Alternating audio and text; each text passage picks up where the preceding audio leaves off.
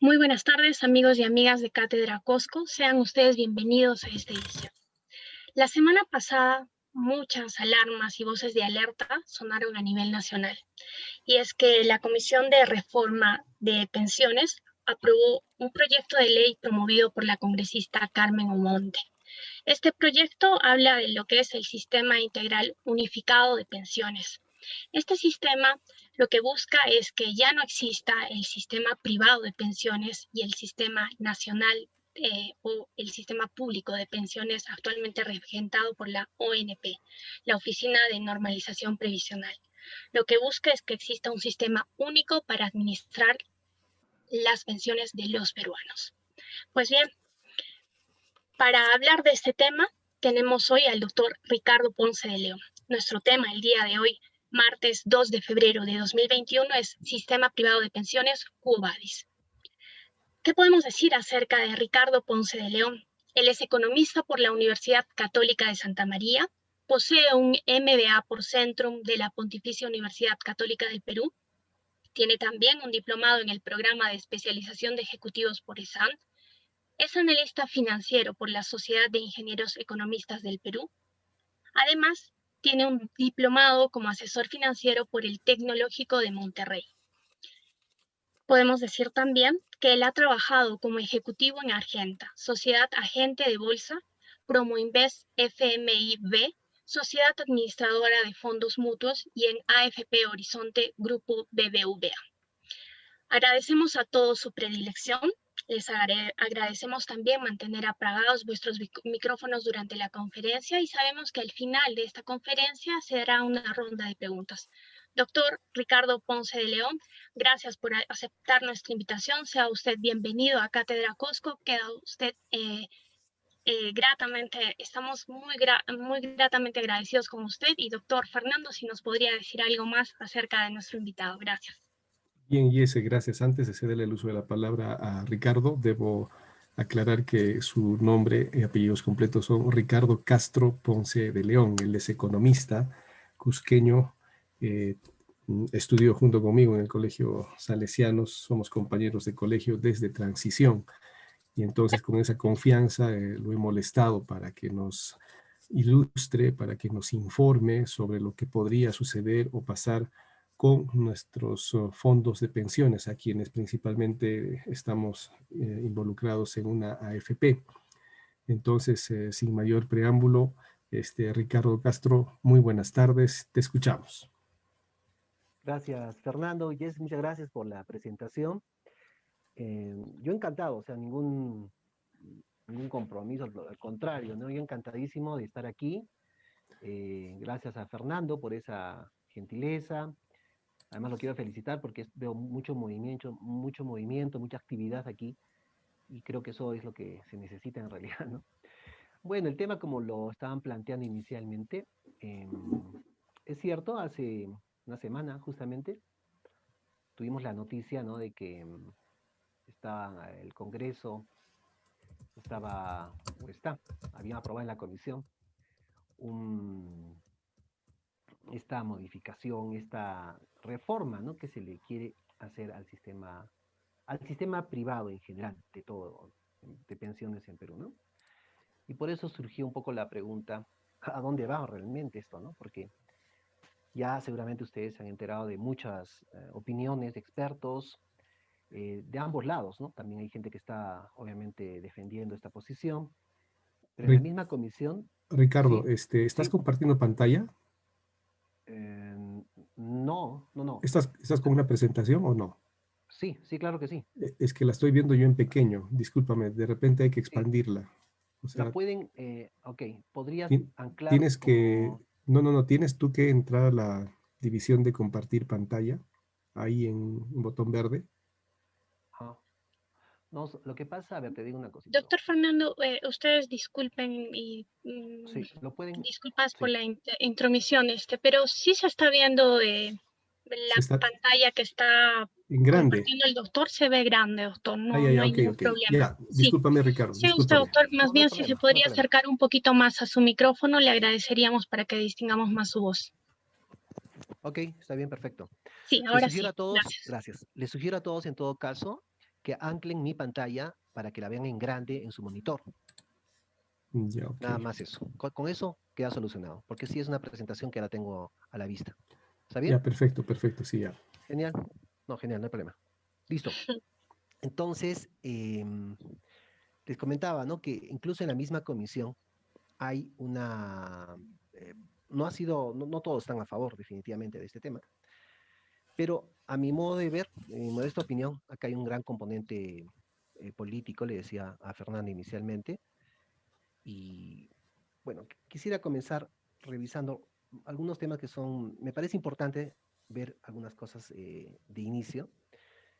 En cuanto a una pregunta importante, súper importante para mi modo de ver, es ¿por qué existen los sistemas de pensiones? Eso yo creo que sí es algo definitivamente que debemos tener claro todos, ¿no? Eh, en realidad este tema tiene alrededor de más de 100 años ya en el mundo, ¿no? Tiene que ver también como derecho humano, en realidad, ¿no? Y básicamente el tema responde a seguridad social. Ahí pueden leer ustedes claramente, lo he puesto ahí como para que lo puedan revisar, pero la conclusión de este asunto básico es de que todo corresponde a un tema de seguridad social, así. Y esta seguridad social vendría determinada por 4 riesgos que por lo general no somos conscientes. Estos son 4 riesgos que enfrentamos todas las personas en nuestra vida todos los santos días.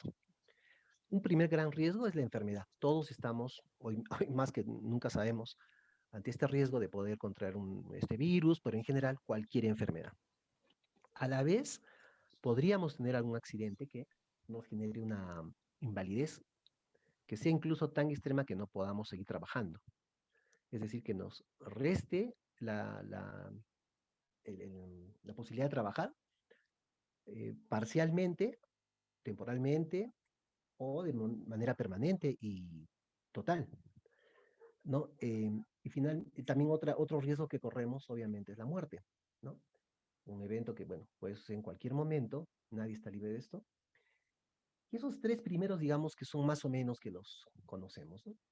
Pero hay otro riesgo muy importante, que es el riesgo de la vejez, porque llegar a viejo también es un riesgo, financieramente hablando. Entonces, estos riesgos afectan nuestra empleabilidad, afectan nuestra capacidad de generar ingresos. Si uno se enferma, obviamente pierde esa capacidad. Si tiene una invalidez, también. Si muere, obviamente. Pero la vejez también es un riesgo y no todos somos conscientes. Entonces, los sistemas de pensiones tratan de alguna manera cubrir todos estos riesgos. La enfermedad, en todo caso, está cubierta en nuestro país por lo que es salud, ¿no? Se trata de como cobertura a todos los peruanos. La invalidez y muerte y vejez es precisamente lo que está dentro del sistema privado de pensiones o del sistema de pensiones en general. Em, si alguna persona, por obvios motivos, queda inválido, podría tener una pensión de invalidez. Cuando alguien muere, tiene una pensión de sobrevivencia a los beneficiarios, genera una pensión de sobrevivencia a sus beneficiarios. Y el riesgo de vejez, cuando lleguemos a la edad de 65 años, donde podemos ejercer el derecho a jubilación, se genera la pensión de, de jubilación. Ese es el asunto. Entonces, estos son los riesgos, básicamente, y por ese motivo existen, ¿no? El sistema de pensiones. En algunos casos lo toma el Estado, en otros casos los privados, en otros casos es, funcionan de forma mixta, como en nuestro país, ¿no? Ahora, yo quiero mostrarles un poquito algunos temas que tienen que ver con nuestras pirámides poblacionales, que en todo caso ya dejó de ser pirámide, ¿no? Y para el 2050, como pueden apreciar, ese es el cambio que va a haber. De unos 27 millones que éramos alrededor de 2005, hoy estamos creo en 30 millones, ¿no? De personas. Imagínense cómo va a cambiar el componente, ¿no? Fíjense que hay cada vez más jóvenes, pero también los viejos han aumentado, ¿no? Entonces, y la tendencia obviamente es que también la base, si se fijan en la base, hay menos niños. Pero la conclusión de esto podríamos ver que a simple vista es de que la parte del centro se ha ensanchado notablemente y la parte de arriba también tiene tendencia a ensancharse. Fíjense, por ejemplo, los 80 años, ¿no? Para arriba es algo que está creciendo. Y eso lo podemos verificar todos los días, creo. Esto tiene que ver con nuestra expectativa de vida. Acá tenemos un comparativo en países cercanos a nosotros, está Bolivia, Colombia, Ecuador, Perú, Venezuela. En todos los casos, la expectativa de vida ha ido creciendo.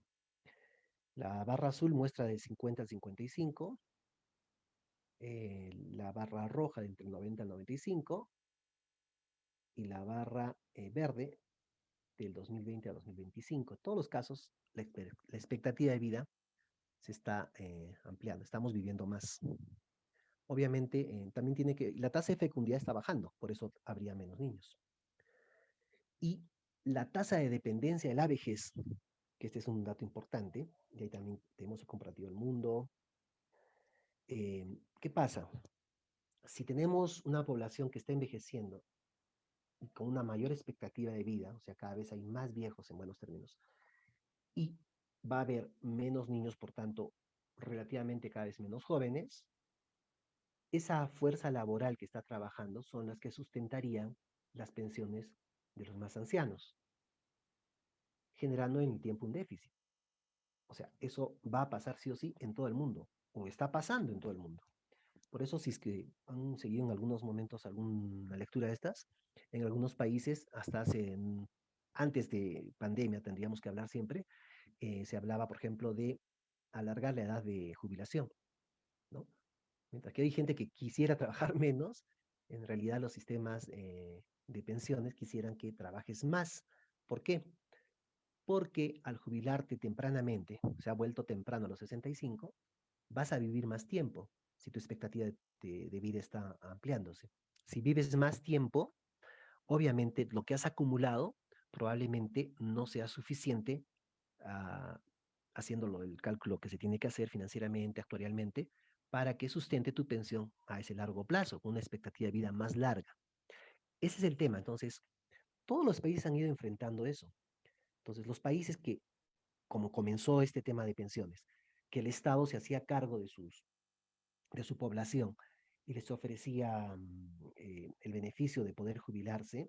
Caso de Perú, hemos tenido la ley 20530, una ley ampliamente beneficiosa, conveniente, sumamente dadivosa, no sé, pues bondadosísima, miles de ventajas, pero en algún momento comienza a ser un problema, igual la 19990. Es decir, llega el momento en el cual el Estado se da cuenta, y por matemática simple, por estadística simple, por tasas que estamos viendo ahora, llega el momento en el cual el dinero que recauda no es ni siquiera suficiente para cubrir las pensiones de los más viejos. Imagínense qué va a pasar con estos jóvenes que están aportando hoy día. ¿Qué surge en ese momento? Surgió 30 y pico años más atrás en Chile el tema del sistema privado de pensiones, es decir, pasar a manos privadas la administración de tu pensión.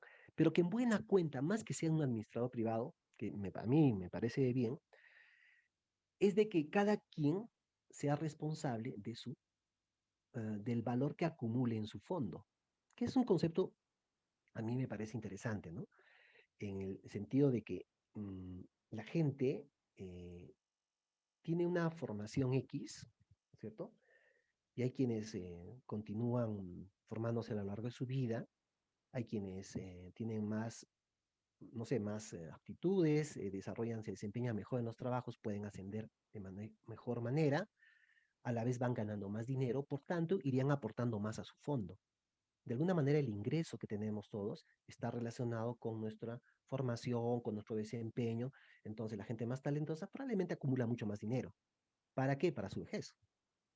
Entonces, va de la mano. Entonces, digamos, hay un tema interesante. Dicen, bueno, si yo no puedo administrar todo esto como Estado, lo hago privado. Entonces, cada quien sería responsable eh, de su propia pensión a futuro.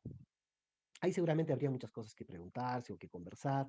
También hay mucho de concepto normativo, ¿no?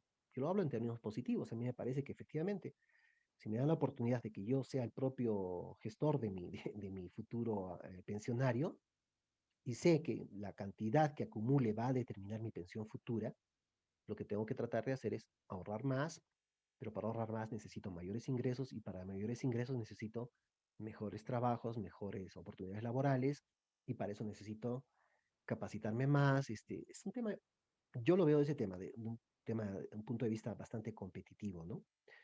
Eh, para lograr estos fondos. Entonces, eso es lo que iba pasando. La seguridad social en América Latina, y lo tienen más o menos como ha surgido, pero hay países en esta tabla que ya han dado la marcha atrás, con el caso Argentina, por ejemplo, ¿no?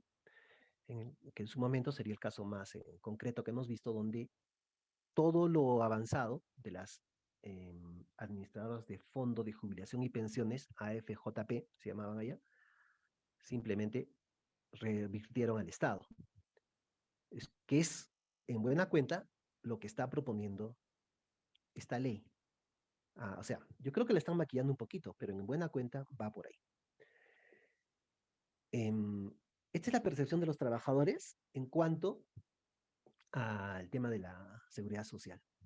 Y miren, el porcentaje es muy alto de la gente que efectivamente quiere seguridad social, porque obviamente la enfermedad, estas cosas, estos riesgos son latentes, sabemos desde pequeños, y la jubilación.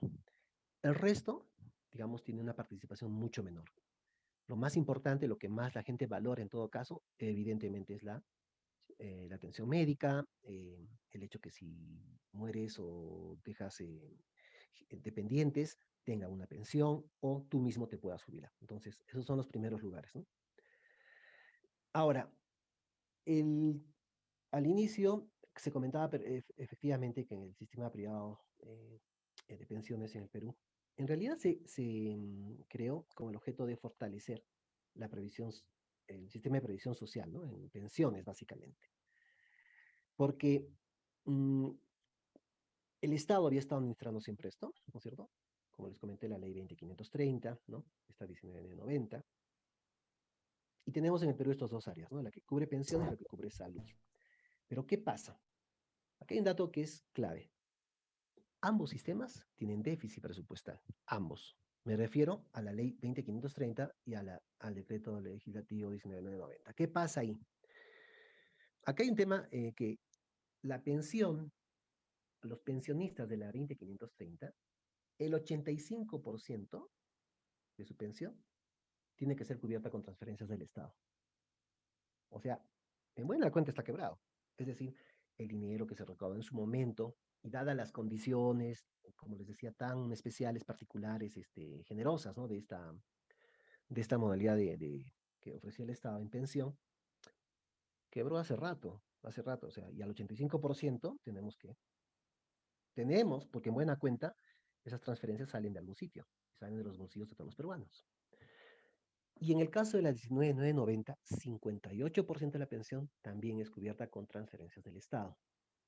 Y esto, quienes recordamos un poquito el pasado, ¿no? De los últimos, no sé, 25 años, o sí, algo así, o más, poco más, ha habido oportunidades en que el Estado se ha prestado dinero de los fondos de pensiones que administraba. Obviamente nunca los ha devuelto, obviamente.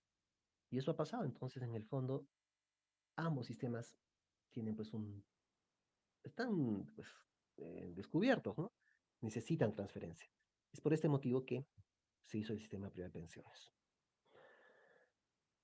Ahora, acá hay un comparativo de las últimas rentabilidades a octubre del 2020, que es el último dato que tiene la superintendencia, que con un poquito más de detalle lo vamos a ver un poco más adelante, porque en realidad acá, a octubre del año pasado, bueno, todos sabemos en pleno momento de la pandemia, a mí me llamaron muchas personas al inicio, al fines de marzo más o menos, abril, cuando los fondos se desplomaban, lo cual es natural porque una, un evento que nunca hemos tenido antes, bueno, en nuestra historia más o menos reciente, obviamente afecta también, ¿no? Toda la economía, todos sabemos cómo se ha recesado, cómo de golpeada está la economía, pero se han estado siguiendo a fines de diciembre, las AFPs han cerrado muy bien.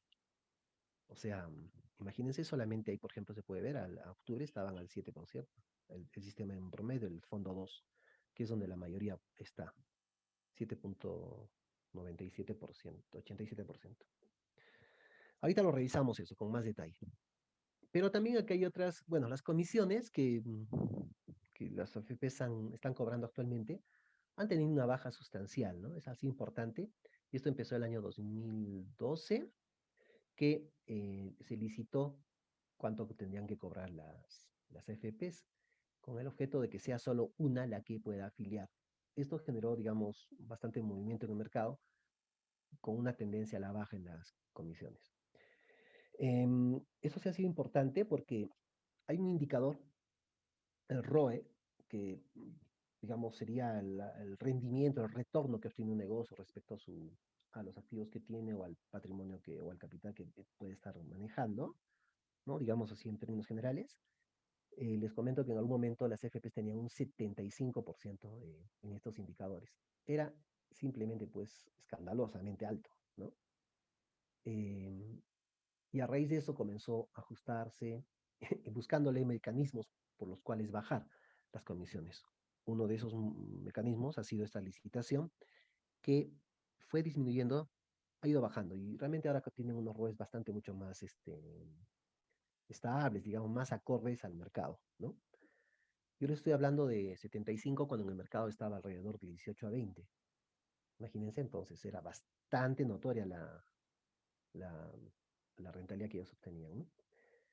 Y bueno, también yo pienso de que en general las AFPs, durante todo el tiempo de vida que llevan, mucho esfuerzo por congraciarse con la gente no han hecho, es la verdad, ¿no? Yo pienso, yo he trabajado en una de ellas muchos años, y, y aunque, digamos, había oportunidad y comentar lo que pasaba en el mercado, obviamente nunca lo han tomado en cuenta, eh, por diferentes motivos, ¿no?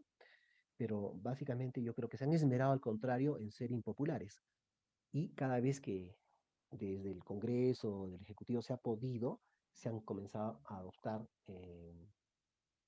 algunas medidas que lo que buscaban era corregir algunas deficiencias, corregir algunas, no sé, siempre, ¿no? Estos vacíos que se habían generado o estas imperfecciones que tenía el sistema, pero siempre han sido solamente parches, ¿no? No ha sido nada muy concreto. Incluso la famosa libre desafiliación fue en la práctica, ha sido que generó tanta expectativa. En la práctica es un número muy reducido de personas que ha podido participar en esa oportunidad, ¿no? De desafiliarse. Porque también es cierto que al momento de implementarse el sistema privado de pensiones, en el caso de Perú, se mantuvo paralelo el sistema del Estado. Y eso también es otro tema, ¿no? Es otro tema. Porque la gente siempre tiene la alternativa de irse al Estado o de irse a la AFP. Ahí también hay términos de competencia, ¿no? Porque si solamente puedes elegir un sistema, es como que te cierran, ¿no? Pero entre dos tampoco hay mucha diferencia, ¿no? Y es otro tema también que sería bastante amplio de discutirlo. Pero bueno, el tema de comisiones sigue bajando notablemente, eso es importante, yo creo que resaltarlo, ¿no? Luego, esta es la evolución de afiliados versus el sistema privado de pensiones y el sistema nacional de pensiones. Y pueden ver también versus la PEA. Y ese es otro asunto de fondo en el caso nuestro, porque todos ya nos enteramos o terminamos de enterarnos que efectivamente nuestra economía, pues, su grado de informalidad es altísimo, ¿no? Estamos hablando del 70%. Entonces, ¿cuánta gente realmente está eh, afiliada y cuántos de esos afiliados están cotizando? Hay como alrededor de 7 millones de afiliados, cotizan 3. O sea, hay también, ¿no? Y ese 3, ¿cuánto por ciento representa de la PEA? El 16, 15%. Eso es muy poquito. Entonces, cuando surgen este tipo de iniciativas de reformas, yo no veo, o sea, no me veo tirando piedras en la calle contra esta ley, ¿no? Ni no sé quién de ustedes se ve así, nadie va a salir a protestar porque te van a estatizar tu fondo. Tiene ese componente, pero tiene una explicación, y acá está. En, Acá hay, por ejemplo, hay números promedios de pensión que se paga en el sistema privado de pensiones y en el sistema nacional. O sea, no hay ningún ánimo acá de defender a la AFP, al contrario, yo pienso que tiene muchas cosas que corregir, pero sí es mucho más eficiente en términos de cuánto brinda de pensión. Hay casos, por supuesto que hay casos en los cuales uno dice, oye, pero yo conozco a una señora que cobra 10 soles de pensión. Sí, yo también conozco muchas, pero les explico por qué sucede esto, ¿no? Para empezar aquí, vemos que el promedio de pensión en el sistema privado de pensiones es mucho más alto que el promedio de pensión en el sistema nacional de pensiones. Eso está claro. Pero ¿qué pasa? ¿Por qué escuchamos que hay casos donde hay gente que tiene muy poquita pensión? Porque sucede que en la AFP hay gente que se ha afiliado y ha aportado muy pocos años. Pero ¿por qué motivo se ha afiliado? Y de hecho yo voy a asesorar a una gente en ese sentido. Por ejemplo, hace tiempo atrás, cuando una persona tenía una empresa, tenía su negocio, tú no podías ser, también estar en la planilla, no podías estar en tu propio, o sea, no podrías ser tu propio empleador y a la vez tu trabajador. Luego se modificó eso. Entonces mucha gente comenzó a ponerse en planilla. ¿Por qué? Porque esta persona tenía su empresa, pero en un momento iba a dejar de trabajar por el riesgo de vejez, ¿no es cierto? Pero ¿qué iba a pasar? No iba a tener pensión. Entonces, si se afiliaba un poquito tarde, y poquito tarde me refiero, si te afilias 5 años antes de los 65, es bastante tarde, digamos. 10 años sigue siendo tarde. Tienes que afiliarte unos 25 años antes, por lo menos, para que le des tiempo a que el fondo crezca, madure. O sea, es un plazo, un término de finanzas, ¿no? La maduración de la inversión. Esa pensión no puede madurar pues en 5 años, en 10 años. No, es definitivamente no. Son cortísimos sus plazos. Eso sería el corto plazo en este negocio. Este negocio es de largo plazo, de 25, 30 años, 40 años. Ese es el largo plazo y ahí es donde se ven realmente rendimientos.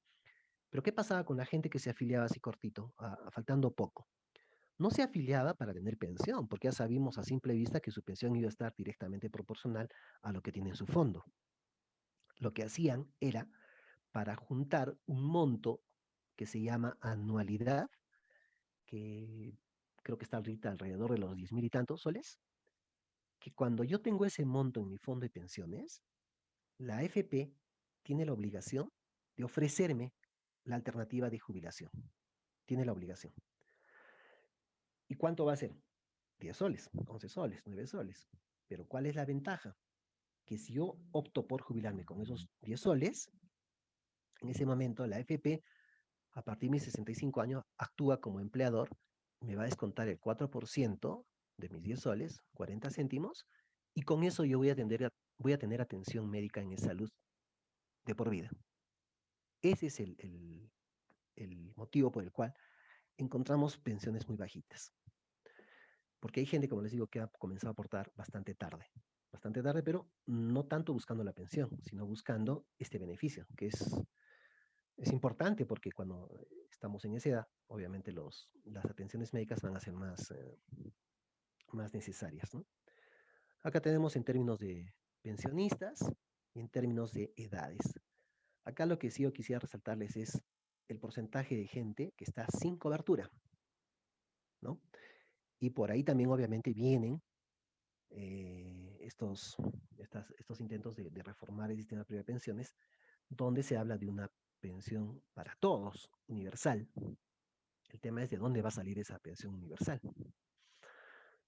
Pero bueno, ahí lo tienen. Y fíjense, las barras pues son clarísimas. Es un montón de gente, ¿no? Que definitivamente está sin cobertura. Y bueno, ahí surgen este tipo de alternativas.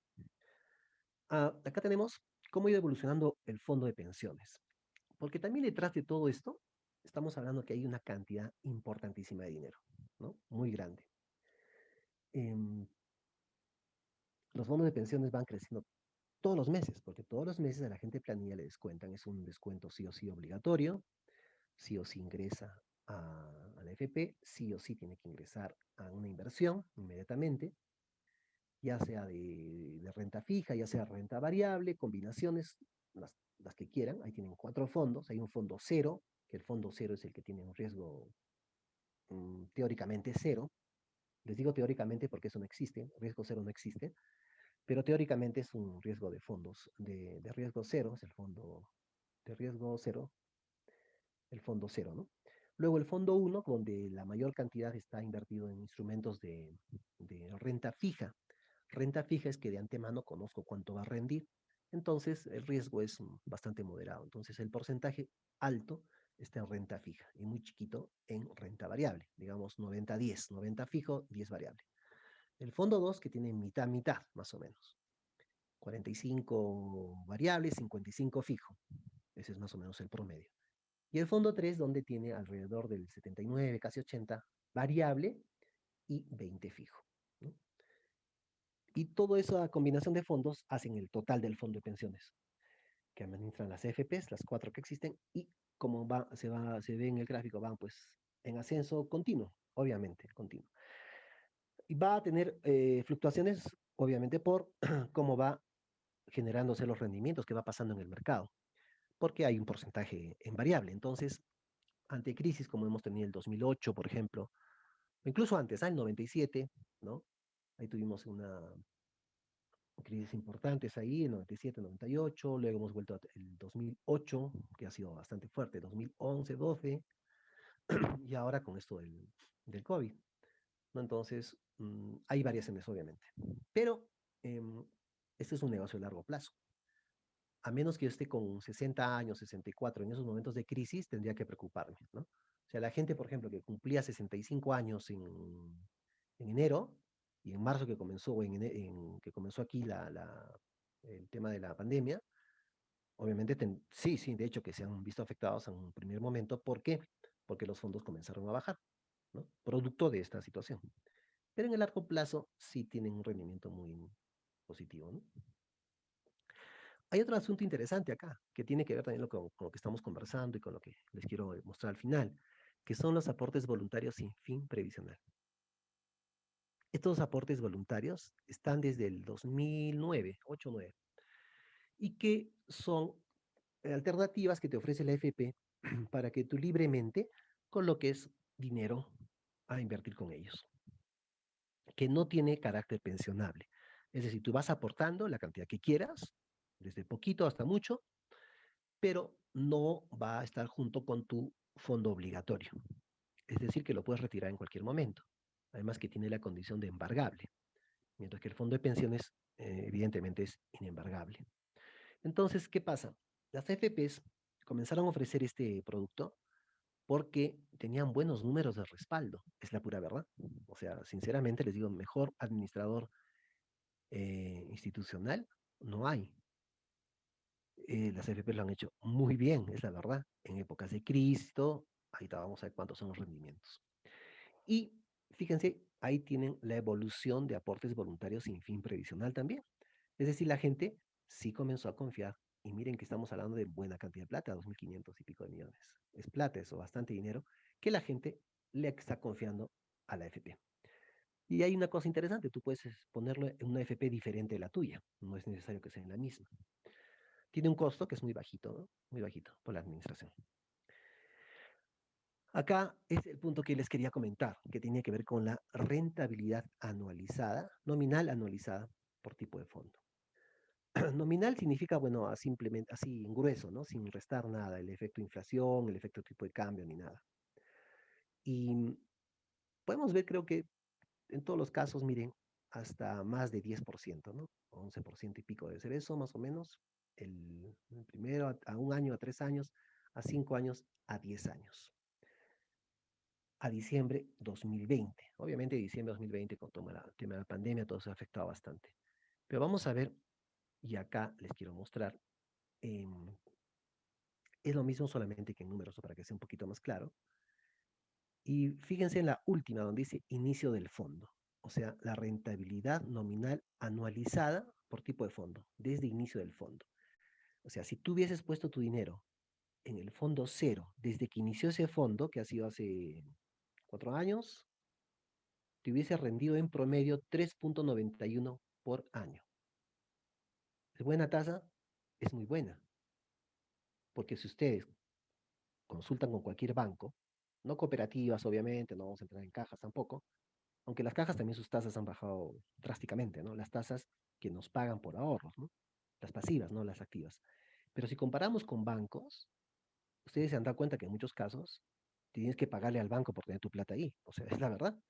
Pero 3.91 en el fondo cero supera de lejos a cualquier opción que sea de ahorro corriente en un banco. De lejos, ¿no? Estamos hablando de casi 4 veces más o 3 veces más. En plazos fijos, imagínense, también los plazos fijos de los bancos son muy cortas las tasas, a menos que lleves un monto muy alto y las variaciones también van a ser bastante pequeñitas. 3.91 si hubieses iniciado hace 3 años, el fondo cero. Te hubiese rendido 3.91 en promedio por año. Si hubieses estado en el fondo uno, imagínense, en el fondo uno, desde inicio, estarías con 6.76 en promedio por año. Eso ya es bastante atractivo, súper llamativo.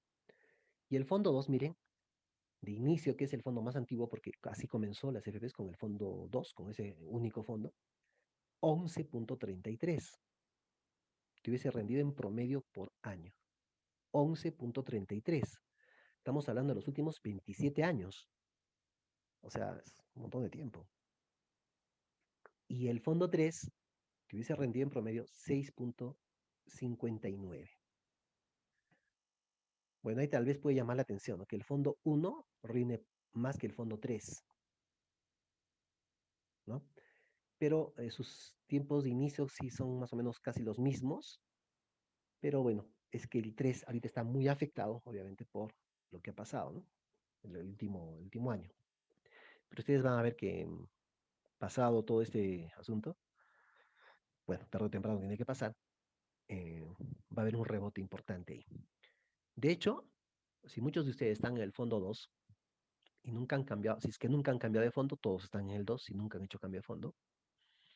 Pero de hecho yo les puedo contar casos, particularmente uno, em, que la persona hizo su cambio al fondo 3 en el peor momento de la crisis del 2008 y cuando todo se recuperó, el fondo se ha doblado, lo cual parecía magia, ¿no? De hecho, el afiliado a mí me llamó más de una vez para decirme si había un error en su estado de cuenta, porque casi, no, o sea, no se la creía, ¿no? No se la creía.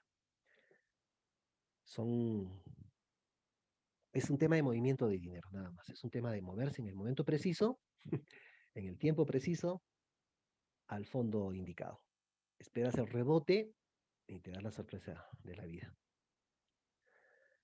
Acá están las principales variables del sistema privado de pensiones a septiembre del 2020. Esto lo emite la superintendencia, ¿no? Y bueno, básicamente es lo mismo, ¿no? Ahí podemos, les decía, ¿no? La cantidad de afiliados que hay, 7 millones y pico, 7 millones 600 y tantos mil, y de cotizantes solo 2 millones 700. Imagínense, solamente, o sea, hay 5 millones de personas que no aportan, están ahí. Tomen en cuenta además que en el tema de la pandemia ha habido retiros de la FP. Hay gente que ha retirado 2.000, que era lo único que tenía ahí. Hay gente que ha retirado 12.900, si mal no recuerdo. Y hay gente que hoy está retirando hasta 17.400, algo por el estilo, 4 ITs. Pero mucha de esa gente ya dejó de aportar hace rato, ¿no? Em, ¿Qué más tendríamos acá? Ah, bueno, afiliados versus PEA, 42, ¿no? Em, Eso tendríamos como dato aquí para que más o menos vean. Y cuántos, la cartera administrada, fíjense, es un montón de plata, 152.297 millones de soles.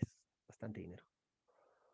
Esto creo que representa alrededor del 30, 35%, 33% de nuestro PBI y subiendo. Um, Luego, en el exterior está casi alrededor de la mitad del dinero invertido. Y ahí tienen las tasas, ¿no? A septiembre, las tasas nominal anualizada. A 26 años, ahí tienen la 10.8 la tasa del fondo 2. Por eso les digo yo, como administrador privado, institucional, lo han hecho bien. No hay otro comparativo. No hay otro comparativo, al menos en Perú, ¿no? Ahora les cuento qué ¿Qué más tiene que ver con esto? Ahí lo tienen. Ah, bueno, 21.45 el PBI. Perdón, el error. Entonces, a septiembre, ¿no? La cartera estaba representando ya el 21.45% del PBI de nuestro país. Bueno, yo creo que es una tentación, ¿no? Imagínense un gobierno que pueda prestarse un poquito de esto. Obviamente, yo creo que por ahí también va el tema, ¿no? Em, Acá está un poco la cartera administrada, cómo se concentra, hay una gran parte en fondos mutuos del exterior. La ventaja de los fondos mutuos del exterior, y es por eso que también las AFPs pueden explicar gran parte de su rentabilidad. Por ejemplo, una AFP acá en Perú, ¿qué hace? Invierte en Perú, casi la mitad, o poco más de la mitad, pero Perú es un mercado bastante pequeño. Nuestra bolsa es muy pequeñita en realidad, ¿no? Ha crecido, pero es igual, sigue siendo una bolsa pequeña en el mundo. El Perú igual es un país que suena seguramente por la gastronomía, y por el turismo, pero somos un punto nada más en el mundo, ¿no? Como punto de destino de inversiones y ese tipo de cosas. Y eso es importante para que vean, porque más adelante lo que están planteando es licitar también a internacionales para que administren. La pregunta es si al internacional le interesará administrar esta cantidad. Esta cantidad es ridículamente pequeña para un administrador internacional. O sea, administrar todo el fondo de Perú. Resulta pequeño. Solamente les cuento para que tengan una idea. Hay compañías que de patrimonio tienen el PBI del Perú, ¿no? Y hay compañías que administran todo el fondo de pensiones en dos cuentas. O sea, no hay término de comparación. Entonces, poco les va a importar probablemente. A mi modo de ver, a mi modo de ver, yo creo que les va a importar un poquito. Entonces, acá lo tenemos, cómo está administrado, dónde está el dinero en todo caso. Pero, ¿qué pasa con los fondos mutuos del exterior? Que es lo que les decía. Estos fondos mutuos del exterior pueden invertir en todo el mundo, en todo el mundo. Y no se imaginan las rentabilidades que existen en varios sitios, porque obviamente su negocio es estrictamente este, ¿no? Solamente tengo un cuadro que no lo puse aquí, creo que voy a ver si lo puedo aumentar ahora más.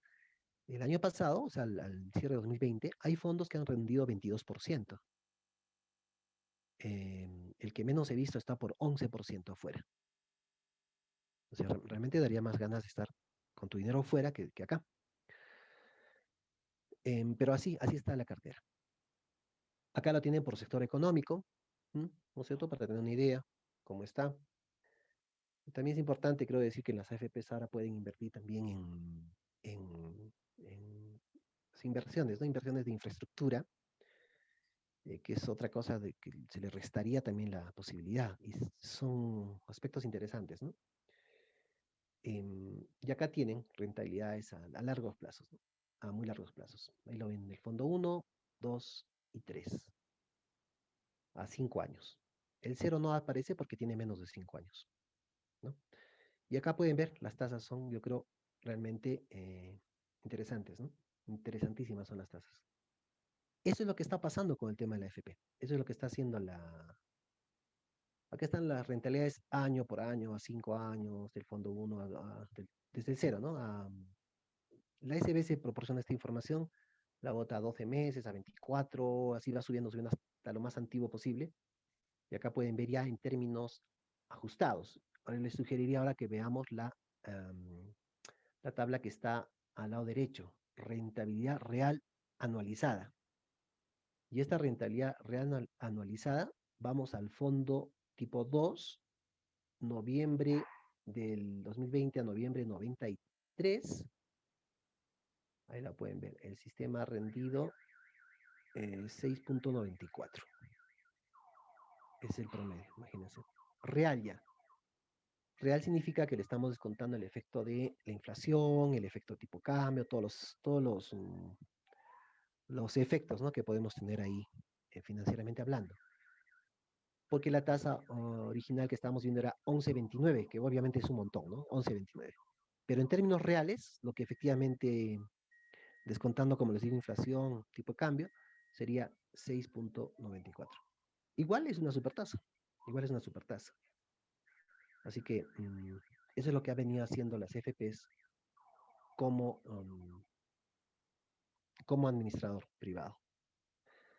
Hoy día la gente se puede jubilar en la AFP a los 65 años y en lo que se conoce como la jubilación normal llegaría a los 65. Esa, digamos, para todo el mundo. Pero existe otra que se llama jubilación anticipada ordinaria, que la idea, ahí están todos los requisitos, tienes que tener al menos 50 años si eres mujer, 55 si es varón, y que el fondo que tienes permita una pensión de 40% del promedio de tus remuneraciones.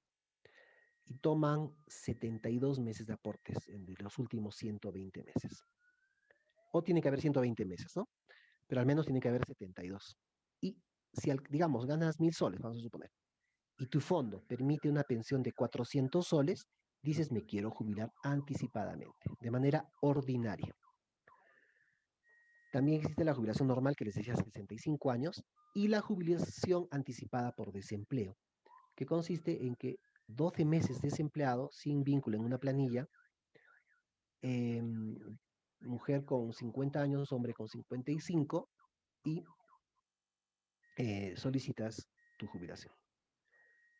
En los tres casos que les he dicho, la jubilación a los 65, anticipada ordinaria o anticipada por desempleo, tú puedes ejercer el derecho de retirar el 95.5 de tu fondo, o sea, retirar todo tu dinero, que es lo que la mayoría de gente hoy está pensando. ¿Cómo hago para retirar mi plata del FP? ¿Por qué? Porque estamos ante estos cambios que, ay caramba, que pronto se pueden dar. Un momentito, voy a ver acá. Ya. Un momentito, voy a dejar de...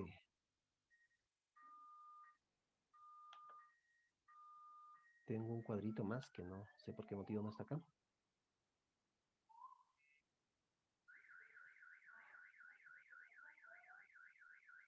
A ver acá. Listo. Esto es lo que dice esta famosa comisión que quisieran, digamos, hacer estos cambios, esta reforma, ¿no? Y es crear, ante todo lo que hemos visto, crear un sistema integrado universal de pensiones, que agruparía el Sistema Nacional de Pensiones, el Sistema Privado de Pensiones, lo integraría, ¿no? Los integra todos ellos, al Programa Nacional de Asistencia Solidaria Pensión 65 y al programa Contigo. La idea sería dar cobertura universal a todos, tanto en jubilación, en invalidez y sobrevivencia. Dicen que el uso de los fondos sería exclusivamente para pensión de jubilación, invalidez y sobrevivencia, y que estaría constituido sobre una base que sería solidaria y redistributiva, ¿no? Y acá ya los términos comienzan a no sonarnos tan agradables, creo. Están planteando que la información nos las van a dar de manera oportuna y transparente. En todo caso, estamos asumiendo que hoy día no es así. Y yo creo que las AFPs desde hace un par de años, aterrorizados, la verdad les digo, aterrorizados por los vientos que se venían siempre desde el 2012, o lo que habían tenido siempre, desde siempre, creo que cada 5, cada 2, 3 años, alguien venía con querer reformar, porque obviamente ellos tampoco se esforzaban mucho por tener buen contacto con el afiliado, brindar buena información. Yo sé que ha habido muchas deficiencias, también es cierto, en la parte comercial también. Entonces, hace 2 años, creo que un poco más, se han esmerado mucho en que la gente tenga su estado de cuenta en la mano, sea más accesible. Con la pandemia, con más razón, todos creo que le podemos dar un clic, con tu DNI entras, puedes verificar, sabes lo que está pasando. Pero bueno, acá asumen que la información va a ser oportuna y transparente. Pero por muy oportuna y transparente que sea, si hay una crisis, tú tampoco vas a poder hacer nada. Es obvio eso, o sea, no puedes, no tienes posibilidad de decirle al FP, invierte en tal cosa. Eso no existe, porque ellos son los especialistas en eso. Y nosotros somos afiliados, simplemente estamos trabajando en N cosas y encargamos a un especialista a hacer este trabajo. Otra cosa que aquí llama la atención es justamente la creación de este órgano público de pensiones, la OPP, que tendría la capacidad, yo lo he leído con bastante curiosidad esto, ¿no? Capacidad de discernir cómo elegir a los administradores de fondos y bajo qué pautas y reglas. Y nuestras cuentas serían así. La cuenta personal previsional sería un fondo de riesgo compartido, que de ahí se van a financiar las pensiones para todos, y un fondo de riesgo individual, como lo conocemos ahora, ¿no? Solo que sería administrada por privados mediante una subasta pública internacional. Con esas cosas, me parece que la idea es generar más competencia. Ahora, muchos expertos opinan de que la construcción de las AFPs, de llegar a estos números, esta sostenibilidad tan interesante de rentabilidades, que al final, en buena cuenta, al final del día, lo que a mí me importa es cuánto me rinde mi AFP, con cuánto tengo en el fondo y cuánto va a ser mi pensión. O sea, al final del día es eso. Pero les ha costado su tiempo armar todo esto. Empezaron solo con el fondo 2, luego sacaron fondo 1 y fondo 3, ahora existe fondo 0. O sea, ha habido mejoras sobre todo en el área que son especialistas, ¿cuál es? Realizar inversiones. Pero ahora queremos licitar eso, una subasta pública, que vengan internacionales. Sí me puede sonar atractivo la palabra internacionales. De hecho, les he dicho que hay fondos de fondos que administran eficientísimamente bien todo este tema. Han tenido rentabilidades de 20%, 15, 14. Es increíble porque lo hacen a nivel global, con lo cual pueden diversificar el riesgo de la mejor manera, pero no les va a interesar mucho venir a administrar lo que tenemos aquí. Es la verdad.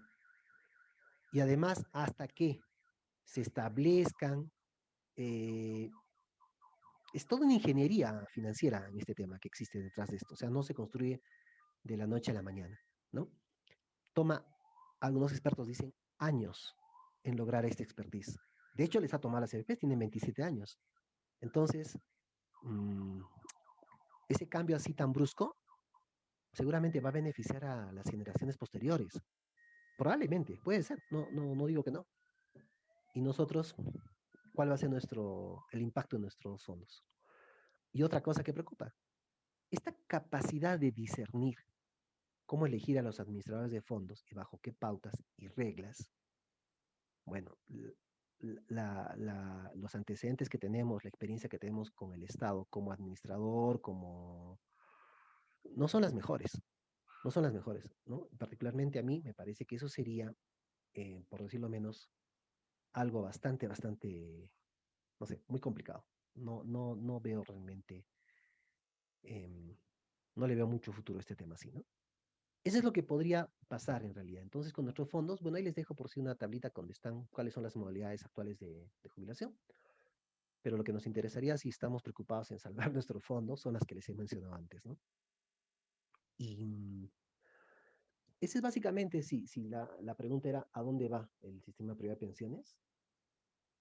Yo creo que de aprobarse todo esto, y eso sí es mi apreciación personal, yo creo que nuestros fondos sí podrían verse afectados en el sentido de cambio o sea, del manejo de la administración, de pasar de gente que ya lo viene haciendo, tiene el expertise del caso, tiene armado toda la estructura técnica, todos los profesionales, todo ahí, a invitar a algunos que probablemente del extranjero no quieran venir, no les interese mucho. Eh, por ahí podría pasar. Podría tener un impacto a futuro, sí, de acá 15, 20 años a esas generaciones que van a comenzar a trabajar y mientras que nuevamente se va armando todo, sí, podría ser. Pero hay una masa ya de afiliados hoy día. Pero es pequeña, o sea, yo honestamente también yo veo eso, ¿no? Somos pocos. Poca gente que tiene su fondo ahí, fondos más o menos, ¿no? Medianos, y un poco más grandes. Entonces, y tampoco hay mucho margen de qué hacer. Eso me parece a mí que podría ser este rumbo un poquito medio tenebroso, ¿no? La verdad. No sé si me he excedido, creo, en tiempo. No sé, Estás Gustavo. bien, Ricardo, estás bien, estás bien. Perfecto, Fernando, gracias. Bueno, listo. No sé por qué me salté acá. Acá estaba el 90. Esto les decía, ¿no? Eso es lo que tendríamos, lo que todos quisiéramos, ¿no? Decir, oye, ¿cómo hago para sacar la plata? Hay unas fórmulas, hoy por hoy, ahí termina esta presentación. Hay algunas fórmulas yo no sé eh, qué tan factible va a ser, porque les cuento que también me informé que han habido algunas modificaciones adicionales. Pero bueno, así va el asunto, así está el tema. Si tuviesen alguna consulta, alguna pregunta, yo encantado, ¿no? Hay cosas seguramente que han surgido por ahí. Bueno, En principio, ustedes dirán. Ricardo, sí, gracias, Ricardo, por tu exposición, bastante descriptiva de la situación. Y bueno, has dado tu apreciación también personal sobre lo que podría pasar y lo que podría suceder. Hay muchos especialistas también que están hablando de que lo que se viene es prácticamente un golpe muy duro a aquellos que con el tiempo han ido aportando, reuniendo un fondo para su vejez principalmente, ¿no? Y con Sí, esta solidaridad, con este tema de compartir y todo, puede venirse esto abajo, porque si la filosofía del sistema privado de pensiones es que cada uno tenga un fondo, como tú has dicho, en función de su trabajo, en función de lo que aporta, entonces va construyendo un fondo a futuro para su vejez claro. principalmente, ¿no? Ujú. Pero ahora socializar esto, hacerlo, estirarlo todo al mar, y bueno, pues es un gran problema, ¿no? Entonces, gracias Ricardo por la exposición. Vamos a ver si la gente se Sí, anima a preguntar algo. Fernando, algo más me olvidaba. Yo creo que hay Sí, soluciones más creativas, bastante más creativas. Por ejemplo, ¿qué pasa? A ver, si hacemos lo siguiente, ¿no? Del impuesto general a las ventas o el selectivo al consumo, podemos que la persona compra con su DNI, ¿no es cierto? Y un porcentaje, por muy ínfimo que sea, tienes un hijo, le compras pañales, esa compra, un porcentaje chiquito de esa compra, puede ir a un fondo de pensiones. Puede ir a un fondo, tranquilamente, puede ir a un fondo de pensiones. Esa es otra forma de redistribuir mejor todavía el ingreso. Entonces, lo envías a ese fondo de pensiones a ese peruano que recién nació, que está comprando sus pañalitos, cuando el papá le está comprando el pañal, ya comenzaría a tener su fondo ahí. También hay otro que decían darle un fondo madre, ¿no? O sea, nace un niño y el Estado le pone un dinero ahí. Porque hasta que este niño tenga 18 años o comience a trabajar, ponte en promedio, vamos a suponer a los 22 años, ese dinero de verdad creció un montón. Fíjate con los rendimientos que ha habido, con la buena administración que hay, ese dinero ya podría haber crecido notablemente. Si a eso le sumas, por ejemplo, taxistas que le echan la gasolina al carro todos los días y un porcentaje va a su fondo de pensiones, es otra forma también. Acá hay un tema, yo sí, yo no dudo que hay que ser solidario, o sea, yo creo que todos tenemos hemos aprendido además también con esto de la pandemia, ¿no? Este tema de la solidaridad, pero acá hay cosas de fondo, ¿no? Cosas de fondo del sistema privado de pensiones, por qué han nacido, por qué han surgido, y cómo es que cada quien ha estado trabajando años de años para lograr una buena pensión. Y que de buenas a primeras ahora se venga, me parece que no es el mejor camino, ¿no? ok. Ujú. ¿Alguien que desee formular alguna pregunta?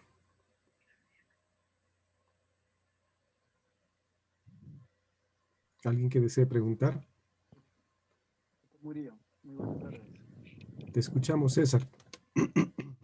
Doctor Murillo, buenas tardes. Eh, doctor Ricardo, en verdad lo que nos ha comentado es claro y bueno, sin duda las personas que están dentro del sistema privado de pensiones, la preocupación es mayor. A mí me gustaría, por favor, no sé si nos podría explicar un poco mejor o quizás a mí esclarecer el tema de que yo hace tiempo estaba escuchando el problema de Chile, ¿no? Que motivó Ujú. ahora finalmente al cambio de la Constitución, que el sistema privado de pensiones también que manejaba Chile había sido, digamos, un aparente buen sistema privado de pensiones y que ahora que se vio que no funciona, bueno, para toda la población en Chile, lo mismo podría acontecer para nosotros los peruanos. No sé, en todo caso, si esas ideas que se ha percibido dentro de las noticias es cierto y en forma práctica, como nos ha llegado a exponer acá, ¿cómo es verdad que nosotros podríamos llegar quizás más adelante a lo que ha vivido Chile, ¿no? Gracias. Ya, César, muchas gracias Sí, por la pregunta. Em, Esto también tiene que ver mucho yo creo, con temas de apreciaciones, ¿no? También hay con temas de opiniones también. Yo creo, básicamente, que en Chile es un país que tiene ha tenido un crecimiento muy fuerte, siempre se ha considerado como un modelo a seguir en Latinoamérica por su crecimiento tanto en tema de minerales, el cobre, ¿no? Ha sido un país sumamente inteligente, se puede llamar, en el manejo de este sector. Ha generado muchos ingresos. Las CFPs han hecho muchísimas obras de infraestructura, muchísimas obras. De hecho, tengo un amigo allá, compañero nuestro también con Fernando, que él me contó de N proyectos de infraestructura que habían sido financiados con dinero de las AFPs. O sea, tú mismo has financiado una carretera, tú mismo has financiado qué cosas. ¿Cuál es el problema ya? Es la distribución del ingreso. Y ese es el mismo problema que tenemos acá y en el mundo en general. O sea, ¿cómo está distribuido el ingreso? El 80% de la riqueza en el mundo está en manos del 1%. O sea, y eso vamos replicando en país. Igual acá, sacamos cuenta, si tú haces números acá, va a suceder lo mismo. El Perú ha crecido un montón, es lo que estamos escuchando, que es lo mismo de Chile, ¿no? Acá en Perú, te cuento que nuestro PBI no hace mucho estaba por eh, no sé, estaba por los 1.500, $2.000, hoy estamos por los 7.000. Casi se ha triplicado en los últimos 20 años, ¿no? Eh, pero estamos a la mitad del PBI de Chile, por ejemplo. Ya Chile tiene 14.000, pero nosotros tenemos 7.000. Pero acá, ojo que acá también hablamos que está mal distribuida la riqueza, que es lo mismo que dicen en Chile, exactamente lo mismo. Por ahí va el tema. Dicen, han crecido tanto, hay tantas rentabilidades, hay tanto, pero ¿dónde está ese dinero? Solo en manos de poquitos. Ese es el problema, no lo vemos todos. Ahora, ¿cómo se explica esto? ¿Cuántos bancos grandes tenemos en Perú? Grandes, grandes, solo 4. ¿Cuántos AFPs hay en Perú? 4. ¿Cuántas compañías de teléfono teníamos en Perú? 4. Perú es número 4 siempre. Es un oligopolio. Por tanto, es un mercado, pero ese es un rol del Estado, de generar una competencia ahí. Es un rol del Estado generar trabajo formal. Es un rol del Estado también de que haya mejores oportunidades. Es un trabajo le corresponde al Estado. Pero, lamentablemente, si el Estado solamente a través de lo que fuera, solamente está privilegiando unos pocos y no es capaz de redistribuir adecuadamente la riqueza, es natural que vamos a encontrar muchas zonas donde no llegue ese dinero. Por tanto, al primero que lo acusas es quién, al que tiene más rentabilidad. O sea, el más exitoso acaba a ser castigado. Bueno, pero es claro, también exitoso, claro, porque de alguna manera tiene más protecciones, ¿no? O tiene más joyería, se puede llamar así. Pero eso es lo que ha pasado también en Chile, porque los números allá también son muy buenos. O sea, el fondo de pensiones era gigantesco, es gigantesco, o era gigantesco. Ahora, ¿cómo reformulen su constitución? Y lamentablemente, más o menos el camino que nos toca seguir creo que es el mismo, porque acá ya se está hablando también de lo mismo, ¿no? Y no solo, creo, no, bueno, no estoy muy seguro, pero de hecho más es la izquierda la que va proponiendo siempre, y ya lo tiene desde la elección anterior todavía, nueva constitución, pero hay otros sectores que también ya están hablando de una nueva constitución. Es más, ¿no? Regresar a la anterior todavía.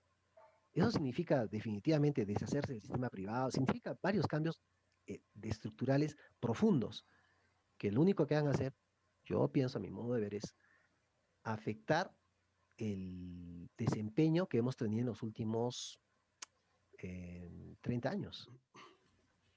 Por ahí creo que va. No sé si gracias, te aclaré un Ricardo. poquito. Sí, gracias, Ricardo. ¿Alguien más que desee preguntar?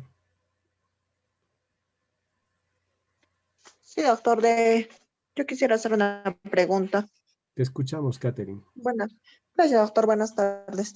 Hay personas que han ido aportando en lo que es la ONP y, Ujú. sin embargo, en el transcurso del tiempo han decidido pasarse a lo que es la AFP. ¿Cómo quedan los montos aportados a la ONP? ¿Se podría recurrir para efectos de alguna devolución o es que la AFP tendría que solicitar la devolución?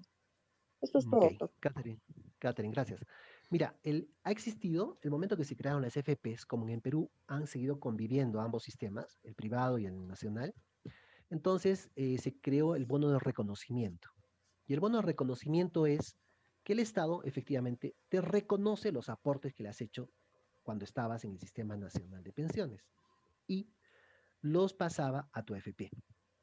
Tienen topes, tienen topes y tienen algunos requisitos que cumplir. Existen 3 bonos nada más, el bono 92, el bono 96 y el bono 2001, que según la fecha que te hayas afiliado y cumpliendo esos requisitos, que son 48 meses de aportes previos a esas fechas, el Estado te va a enviar ese dinero a tu AFP. Pero si no cumples el requisito, no te envía nada, ¿no? Ahora, honestamente, por experiencia que he visto, así en el campo, el Estado se esforzaba por no devolverte nada. ¿Por qué? Porque esa plata no existe. No sé si se acuerdan cuando una ministra joven que tuvimos no hace mucho en economía, dijo, no podemos devolver los fondos de la ONP porque esa plata no existe, y casi la mandan fusilar. Dijo la verdad, es que no existen, no existen. Fíjense cómo estamos financiando las pensiones, les mostré el cuadro. 55% para la 19.990, 85% para la 20.530. Entonces, tú vas como, he aportado al Estado, quiero que me devuelvas mi plata. No existe esa plata del Estado hace tiempo ya la usó, es la verdad. Pero hay esa posibilidad de bono de reconocimiento. Dependiendo de tu edad, dependiendo del tiempo que has trabajado, es posible que tengas acceso o no a ese bono. Lo que hace el Estado es, lo reconoce, lo envía a tu FP y ese bono va a redimir, porque el bono, como cualquier bono, tiene una fecha de redención. Va a ser a los 65 años recién. Entonces ahí te lo entregan con tu fondo para tu pensión. Gracias, Ricardo. Gracias, doctor. ¿Alguna otra pregunta? Sí, buenas tardes a todos. Doctor Ricardo, buenas tardes. Gracias por la exposición muy didáctica. Justo sobre este tema nosotros hacíamos un trabajo en la maestría, verificando si los fondos de los aportes a las AFPs definitivamente pues son intangibles, ¿no? Y eso desde un marco constitucional. Entonces, mi pregunta es, ¿cuál es la naturaleza jurídica de estos aportes, teniendo en cuenta que en esta época de pandemia ha sido posible pues que la gente retire una cierta parte de este fondo, ¿no?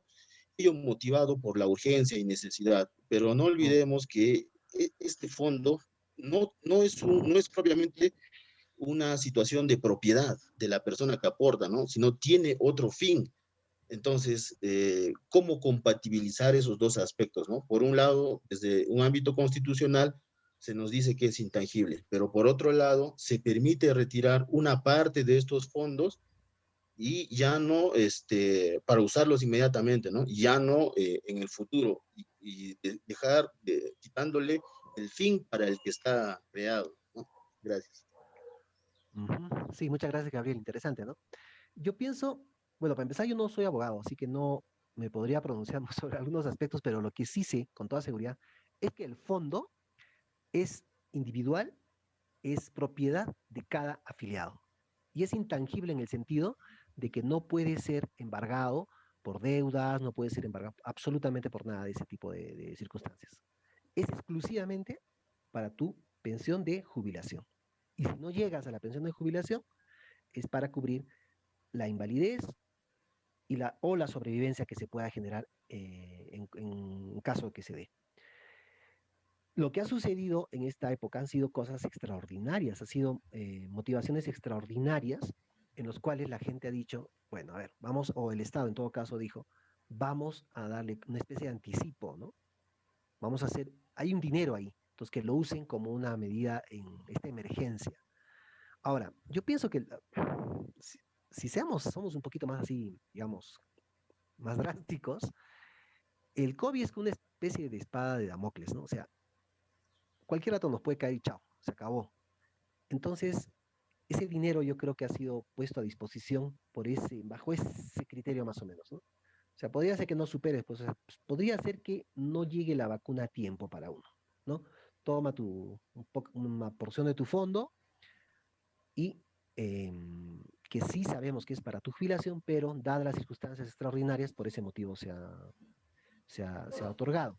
Pero incluso cuando te han entregado esa parte de tu fondo, esos 2.000 o 10.000 y pico, 12.000 y pico, no recuerdo el monto exacto, te lo depositaba en una cuenta que no podía ser ni siquiera el banco. Si tú tenías deuda con el banco, no podían cobrarte de ahí. Si tenías un juicio, una demanda, lo que fuera, tampoco. O sea, es inembargable ese fondo. Ese es el tema. Gracias, Ricardo. ¿Alguna otra pregunta?